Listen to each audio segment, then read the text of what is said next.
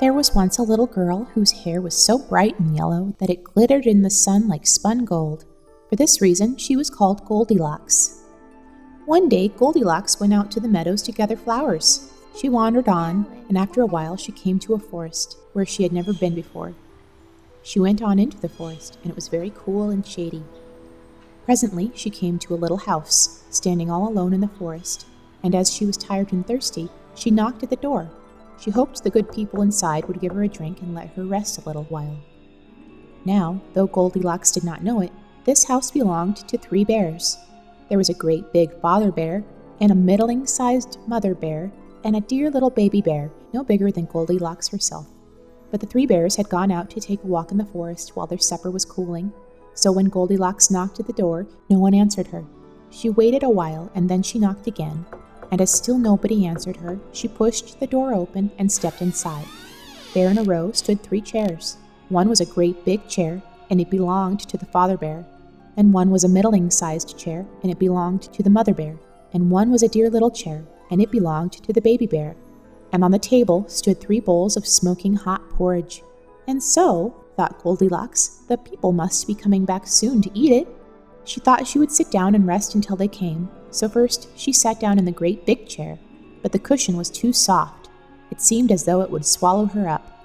Then she sat down in the middle-sized chair, and the cushion was too hard, and it was not comfortable. Then she sat down in the little chair, and it was just right, and fitted her as though it had been made for her. So there she sat, and she rocked, and she rocked, and she sat, until with her rocking and her sitting, she sat the bottom right out of it. And still nobody had come, and there stood the bowls of porridge on the table. They can't be very hungry people, thought Goldilocks to herself, or they would have come home to eat their suppers. And she went over to the table just to see whether the bowls were full. The first bowl was a great big bowl with a great big spoon in it, and that was the father bear's bowl.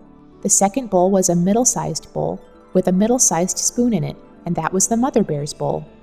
And the third bowl was a dear little bowl with a dear little spoon in it, and that was the baby bear's bowl. The porridge that was in the bowls smelled so very good that Goldilocks thought she would just taste it. She took up the great big spoon and tasted the porridge in the great big bowl, but it was too hot. Ouch! Then she took up the middle-sized spoon and tasted the porridge in the middle-sized bowl, and it was too cold. Ooh, yuck. Then she took up the little spoon and tasted the porridge in the dear little bowl, and it was just right. And it tasted so good that she tasted and tasted and tasted and tasted until she tasted it all up. After that, she felt very sleepy, so she went upstairs and looked about her, and there were 3 beds all in a row. The first bed was the great big bed that belonged to the father bear, and the second bed was a middling-sized bed that belonged to the mother bear, and the third bed was a dear little bed that belonged to the dear little baby bear. Goldilocks sat down on the great big bed to try it, but the pillow was too high and she wasn't comfortable at all. Then she lay down in the middle-sized bed, and the pillow was too low, and that wasn't comfortable either.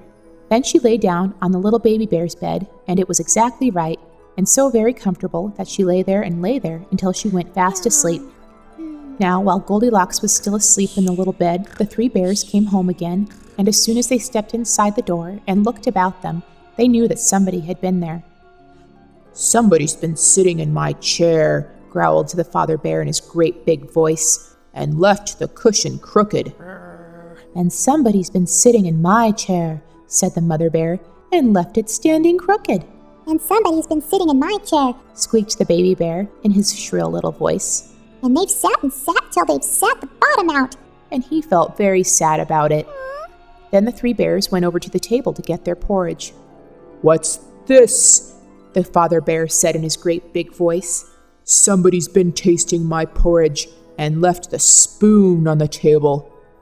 "And somebody's been taking my porridge," said the mother bear in her middle-sized voice, "and they've splashed it all over the side." "And somebody's been tasting my porridge," squealed the baby bear, "and they've tasted and tasted until they've tasted it all up."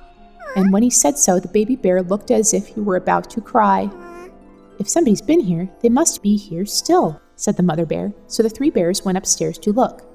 The father bear looked at his bed. "Hey, somebody's been sleeping on my bed and pulled the covers down," he growled in his great big voice. Then the mother bear looked at her bed. "Somebody's been lying on my bed and pulled the pillow off," said she in her middle-sized voice. Then the baby bear looked at his bed, and there lay little Goldilocks with her cheeks as pink as roses and her golden hair all spread over the pillow. Somebody's been lying in my bed, Squeaked the baby bear joyfully. and here she is still. Now when Goldilocks in her dreams heard the great big Father Bear's voice, she dreamed it was the thunder rolling through the heavens.